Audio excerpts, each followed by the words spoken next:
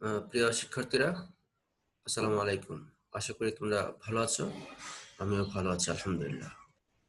আজকে তোমাদের সাথে আলোচনা করব পরিসংখ্যান প্রথম পত্রের সেন্ট্রাল টেন্ডেন্সি অর্থাৎ কেন্দ্রীয় প্রবণতা অধ্যায়টি নিয়ে। শুরু করা যাক। কেন্দ্রীয় প্রবণতা হলো মূলত তথ্য সারির যে মানগুলো থাকে সেই মানগুলোর কেন্দ্রের দিকে থাকার একটা ঝোঁক আছে। মনে করি প্রত্যেকটা স্টুডেন্টের ইন্টারমিডিয়েট যারা পড়ে ফার্স্ট ইয়ারে, তাদের উচ্চতা হলো 5 ফুট 6 ইঞ্চি, 5 ফুট 4 ইঞ্চি, এরকম অনেকগুলো মান থাকতে পারে। দেখা যাচ্ছে যে ওদের গড় উচ্চতা 5 ফুট 6 ইঞ্চি। তাহলে যদি একটা ক্লাসে 100 জন স্টুডেন্ট থাকে, তাহলে 100 জন স্টুডেন্টের মানগুলা, উচ্চতার যে মান, সেই মানগুলা দেখা গেছে 5 ফুট 6 এর কাছাকাছি। হয় 5 ফুট 6, নয় 5 ফুট 7, নয় 5 ফুট 8, নয় 5 ফুট 4, নয় 5 ফুট 2, এরকম একটা মান থাকে। অর্থাৎ কেন্দ্রের দিকে মানে থাকার একটা প্রবণতা থাকে। সেই কেন্দ্রের দিকে যে থাকার প্রবণতা, সেটাকে বলে কেন্দ্রীয় প্রবণতা। আসলে নাম থেকে বোঝা যাচ্ছে যে কেন্দ্রীয় প্রবণতা, কেন্দ্র মানে কি সেন্টার, আর প্রবণতা মানে কি টেন্ডেন্সি। অর্থাৎ তথ্য সারির যে মানগুলো আছে সেই মানগুলো কেন্দ্রের দিকে থাকার যে প্রবণতা, তাকে বলা হয় কেন্দ্রীয় প্রবণতা। এখন কেন্দ্রীয় প্রবণতার পরিমাপ কি? ওই কেন্দ্রের দিকে থাকার মান নির্ণয় করার জন্য আমরা কয়েকটা পরিমাপ ব্যবহার করি। সেই পরিমাপগুলোকে বলা হচ্ছে কেন্দ্রীয় প্রবণতার পরিমাপ। আচ্ছা, এখন আমরা ইম্পর্টেন্ট যে টপিকটা, সেটা হলো কেন্দ্রীয় প্রবণতার পরিমাপগুলো কি কি। তো কেন্দ্রীয় প্রবণতার পরিমাপ সাধারণত 5 প্রকার। একটা হলো গাণিতিক গড়, এটা আমরা 9 10-এ তোমরা করেছো।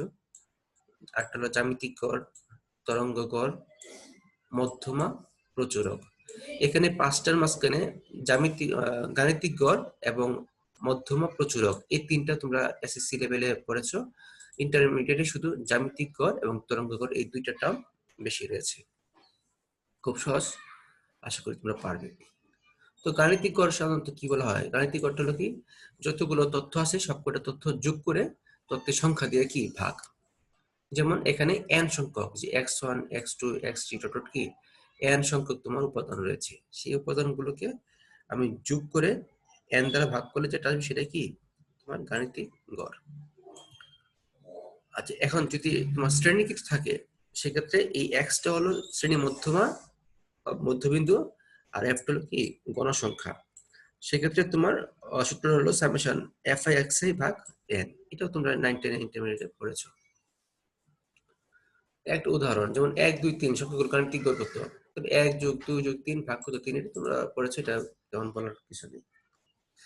জ্যামিতিক গড়, জ্যামিতিক গড় হলো একটু যে খেয়াল করে এখানে, এই যে জ্যামিতিক গড় বা জিওমেট্রিক মিন। আগে ছিল কি তথ্য সারির মানগুলো যোগ করে n দ্বারা ভাগ, আর এখন হলো তথ্য সারির মানগুলো গুণ করে তার n তম রুট। এটা কি বলে? n তম রুট। তথ্য সারি মানগুলো গুণ করে তার n তম রুট যে আসবে তাই কি জ্যামিতিক গড়। এখন একটা জিনিস লক্ষ্য করো, যদি এখানে যে কোনো একটা উপাদান শূন্য হয়, যেমন x1 অথবা x2 এর মান যদি শূন্য হয়, তাহলে আমরা কি জানি শূন্য দ্বারা কোনো কিছু গুণ করলে সবটার মানে কি শূন্য। তার মানে পুরো মানটা কি আসবে? শূন্য। অর্থাৎ তথ্য সারি কোনো একটি মান বা উপাদান যদি শূন্য হয়, তাহলে আমরা জ্যামিতিক গড় বের করতে পারি না। আচ্ছা, এবং সেম ভাবে যদি তথ্য সারি কোনো একটি মান নেগেটিভ হয়, তাহলে কি আমরা চেঞ্জ করতে পারি না।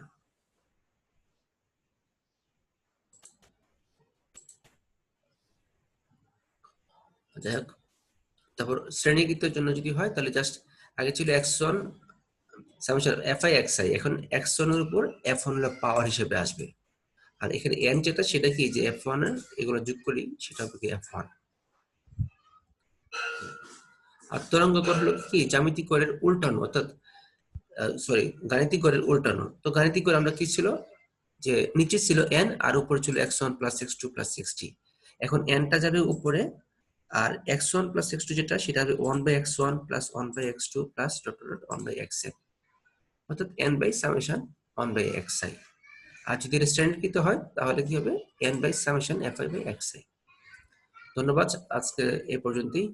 সকলেই ভালো থেকো। ধন্যবাদ সবাইকে।